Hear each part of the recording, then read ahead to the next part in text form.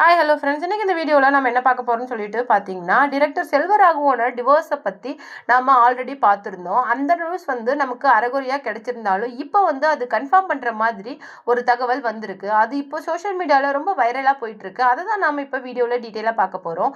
வீடியோக்குள்ளே போகிறதுக்கு முன்னாடி நீங்கள் நம்ம சேனலுக்கு புதியவராக இருந்தால் மறக்காமல் நம்ம சிபி ட்ரெண்டிங்கை சப்ஸ்கிரைப் பண்ணி ஃபாலோ பண்ணிக்கோங்க. வாங்க வீடியோக்குள்ளே போகலாம். டிரெக்டர் செல்வராகவன் சோனியா அகர்வாலை 2000 கிட்டத்தட்ட மேரேஜ் பண்ணாரு, நமக்கு நல்லாவே தெரியும். அதுக்கப்புறமேல அவங்க கூட கருத்து வேறுபாடு ஏற்பட்டு பிரிஞ்சிட்டாங்க. அதுக்கப்புறமேல அவங்க கீதாஞ்சலி அப்படிங்கிறவங்கள 2வதா திருமணம் பண்ணாங்க. அவங்களும் ஒரு டிரெக்டர்.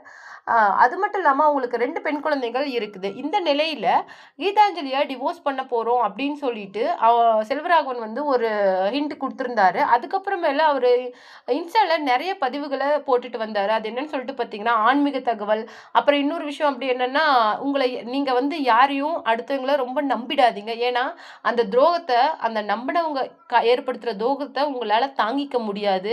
யாரும் நம்ம கூடவே பிறக்கிறது இல்லை, நம்ம கூடவே வாழ போறது இல்லை, நம்ம கூடயே சாகவும் போறது கிடையாது. எல்லாமே இந்த வாழ்வுக்கும் சாவுக்கும் நடுவுல இருக்கிற ஒரு ஜேர்னில நம்ம கூட வரவங்க தான். அவங்க மாறிக்கிட்டே இருப்பாங்க. அவங்களுடைய மாற்றத்தை நம்மளால தவிர்க்க முடியாது. ஆனா நம்ம மனசை நாம ரொம்பவும் உறுதியாகவும் ஆன்மீகத்துல செலுத்தினா கண்டிப்பா நமக்கு ஒரு தெளிவு கிடைக்கும். ஃபேக் பீப்புள்ஸை பார்த்து நம்ம ஏமாற மாட்டோம் அப்படின்னு சொல்லியிருந்தாங்க.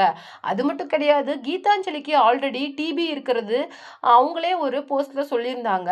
நான் இதுல ரொம்ப சிவியரா கஷ்டப்பட்டுட்டு வரேன். என்னுடைய 2 குழந்தைங்க தான் என்னுடைய உலகம். அவங்கள சுத்தி தான் என்னுடைய உலகமும் இருக்குது.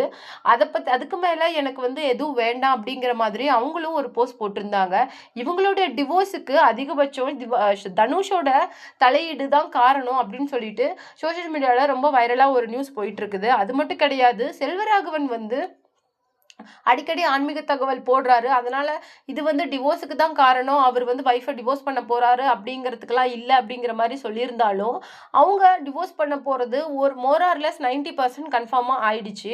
ஏன்னா இந்த மாதிரி ஒரு சூழ்நிலையில கணவரும் மனைவியும் பிரியறது நல்லது கிடையாது.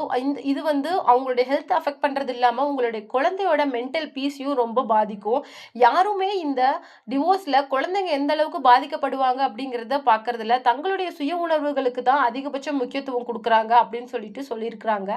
அது மட்டும் கிடையாது, செல்வராகவோட சர்க்கிள்ல என்ன சொல்றாங்கன்னு சொல்லிட்டு பார்த்தீங்கன்னா, அவர் இப்போ கொஞ்சம் அன்ஸ்டேபிள் ஸ்டேட்ல இருக்காரு. என்ன முடிவு பண்றது அப்படிங்கிற மாதிரி ஒரு கன்ஃபியூஷன்ல இருக்கிறாரு. அதுல இருந்து அவரே ஓவர் கம் பண்ணி வந்துருவாரு. ஸோ கொஞ்சம் அவர் ரிலாக்ஸா விடுங்க.